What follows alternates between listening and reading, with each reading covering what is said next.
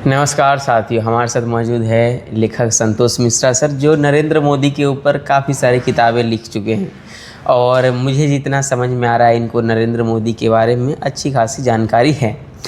और जैसा कि अभी चुनाव आ गया है, बिहार इलेक्शन, तो मोदी जी का आना जाना बिहार में बढ़ गया है। और ना केवल मोदी जी का, बल्कि भाजपा के अधिकांश नेता जा ही रहे हैं। लेकिन हम यहाँ आज बातचीत करेंगे कि आखिर नरेंद्र मोदी का बिहार से जुड़ाव है, उसके पीछे का क्या राजनीतिक पक्ष है, साथ में वास्तविक यहाँ तथ्य क्या है, वास्तविक कहानी क्या है। इन सब चीज़ के लिए हमारे साथ है संतोष मिश्रा जी, तो इनका स्वागत करिए। तो स्वागत है सर आपका इस चैनल पर। नमस्कार। तो सर, आप नरेंद्र मोदी जी के ऊपर काफ़ी सारी किताबें लिखे हैं, जिनमें से मोदी जी के ऊपर आप कौन कौन किताबें लिखे हैं वैसे? मेरी एक जो मोदी के काम के ऊपर एक किताब हैगी, मोदी 3.0 मोदी की गारंटी, जो कि आप लोग तीसरा कार्यकाल चल ही रहा है मोदी का, और ये चुनाव से पहले आई थी किताब, लोकसभा से पहले। तो आप लोग इसे अमेजन और फ्लिपकार्ट पर भी परचेज कर सकते हैं, और मेरे से भी आप उन पे ढूँढेंगे तो वहाँ पे ईमेल आईडी मिल जाएगी, मैं भी आपको इसकी सॉफ्ट कॉपी भेज दूँगा। बिल्कुल सर। सर ये बताइए, जब आप नरेंद्र मोदी जी के बारे में लिख रहे थे किताबें, तो आपको क्या लगा नरेंद्र मोदी के बारे में? वो कौन सी खास बातें हैं जो बिहार की जनता को भी बहुत आकर्षित करती हैं? बिल्कुल, देखिए ऐसा है, मैं उस ज़माने में ले जाऊंगा जब बीजेपी की सरकार नहीं थी और सोमनाथ से लेके अयोध्या तक रथ यात्रा होनी थी, और आडवाणी जी उस रथ यात्रा को चला रहे थे कहीं ना कहीं। लेकिन उसमें एक यंग चेहरा नरेंद्र मोदी, जिन्होंने पूरी रथ यात्रा की किस रूट से निकलेगी, कैसे निकलेगी, उस यात्रा में बहुत अहम भूमिका निभाई थी। आप ये कह सकते हो कि उसी समय पता चल गया था लोगों को कि आने वाले टाइम में नरेंद्र मोदी कहाँ तक पहुँचने वाले हैं। लेकिन हम बिहार की बात कर रहे हैं, बिहार से नरेंद्र मोदी का बहुत पुराना रिश्ता है। इसलिए कैसा पुराना? क्योंकि जब रथ यात्रा जब गिरफ्तारी हुई, तब भी नरेंद्र मोदी गिरफ्तार हुए थे उस टाइम, जब राम मंदिर को लेकर रथ यात्रा निकली थी। और जो चुनाव तो हर 5 साल पे आते ही हैं, लेकिन जो सरकार को अलग से कुछ ना कुछ बिहार के लिए हमेशा नरेंद्र मोदी सोचते ही रहते हैं। बिल्कुल। साथियों, जैसा कि आपको पता होगा, बिहार में बहुत सारी योजनाएं चल रही है जो कि एनडीए सरकार आने के बाद आई। लेकिन कहीं ना कहीं ऐसा देखा जाता है सर कि नरेंद्र मोदी हो या एनडीए सरकार का आपका नीतीश कुमार हो, ये दोनों महिलाओं के प्रति बहुत ज़्यादा झुकाव उनका रहता है। उन महिलाओं संबंधित योजनाएं बहुत ज़्यादा है ना?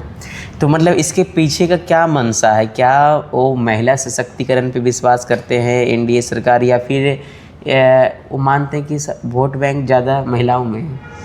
देखिए, कहीं ना कहीं सरकार बराबरी का भागीदार समझती है, और कहीं ना कहीं महिलाओं को जो योगदान है, क्योंकि अगर देश में महिला स्ट्रांग होगी, चाहे वो शिक्षा के क्षेत्र में हो, चाहे एजुकेशन की बात करें हम लोग, कॉलेज की या विश्वविद्यालय जो खोले गए नए, या एनईपी की बात की जाए, और उसका जो श्रेय जाता है वो कहीं ना कहीं एनडीए सरकार को जाता ही है।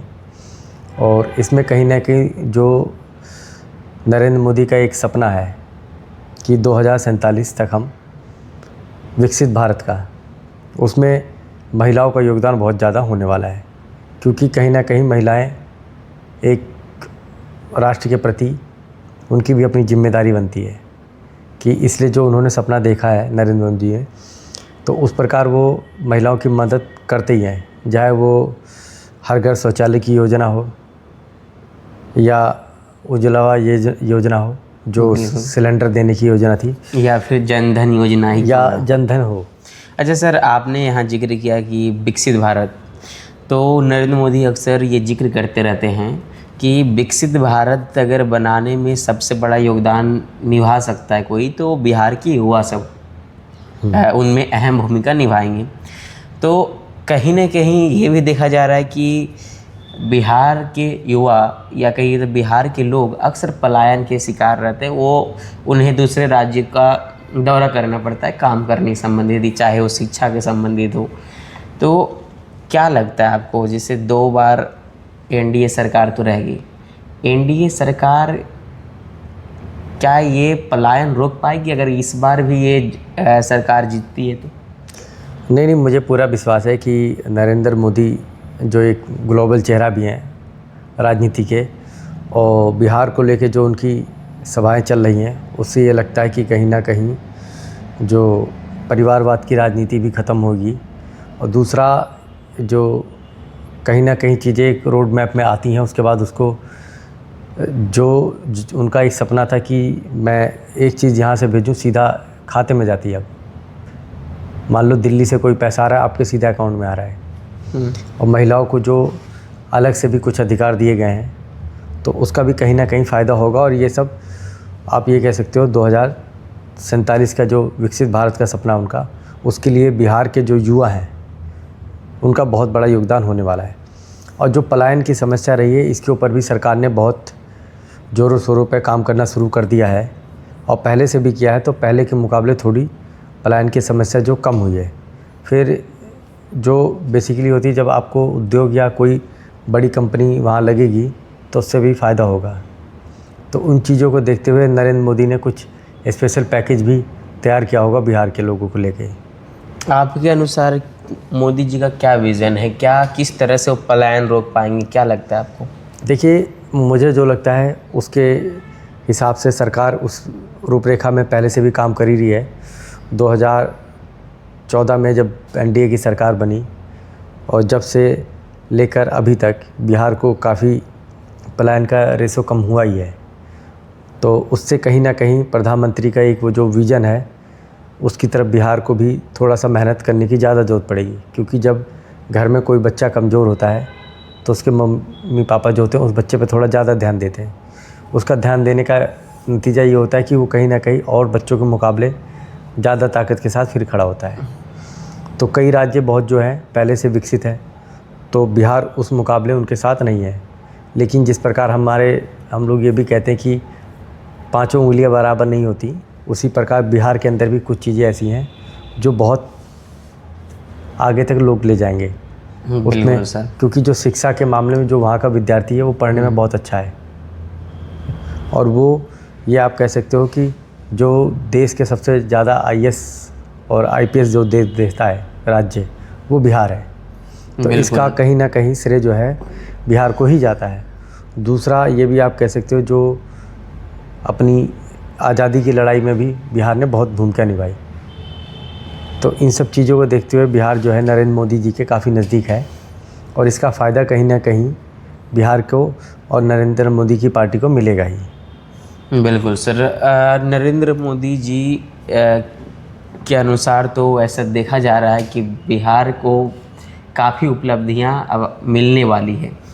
लेकिन सर कहीं न कहीं क्या ये जो डबल इंजन का सरकार जो है, केंद्र में भी और राज्य में भी एक ही सरकार होना, क्या आप मानते हैं कि ज़्यादा बेहतर होता है, या फिर केंद्र में कोई और राज्य में कोई और हो तो ज़्यादा बेहतर होता है? नहीं, देखिए, 2 राज्य और केंद्र में अगर एक ही सरकार हो, जो मुझे लगता है इसका फ़ायदा बहुत ज़्यादा होता है।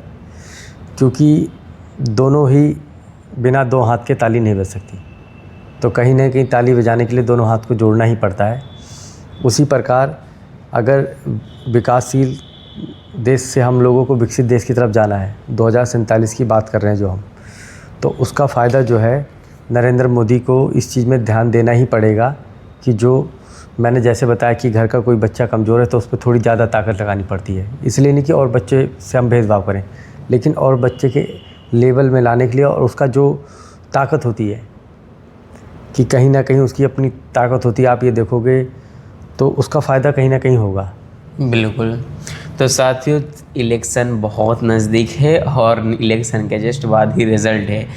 तो अब देखा जाएगा कि इसी नवंबर महीने के लगभग आधे महीने बाद रिज़ल्ट की घोषणा हो जाएगी, शायद 14 तारीख है सर।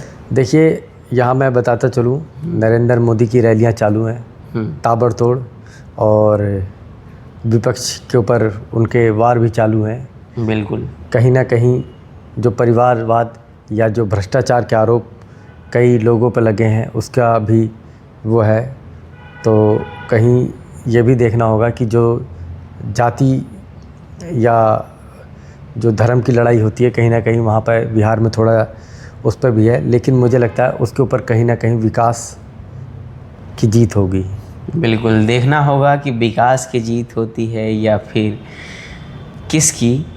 इसके लिए इलेक्शन के बाद ही रिज़ल्ट मिलेगा हमें कि आखिर बिहार के जनता को क्या चाहिए और किन्हें पसंद करते हैं। फ़िलहाल आप क्या सोचते हैं कि इस बार भी क्या एनडीए सरकार ही आने वाली है या फिर कोई और? आप यदि बिहार से देख रहे हैं या बिहार के निवासी हैं तो ज़रूर अपनी राय रखें ताकि हम समझ पाएँ कि आखिर बिहार की जनता क्या सोचकर वोट देती है और वो किन्हें जिताने के लिए अपना मन बना चुके हैं। तो फिर मिलेंगे किसी नए वीडियो में। अभी के लिए धन्यवाद। नमस्कार।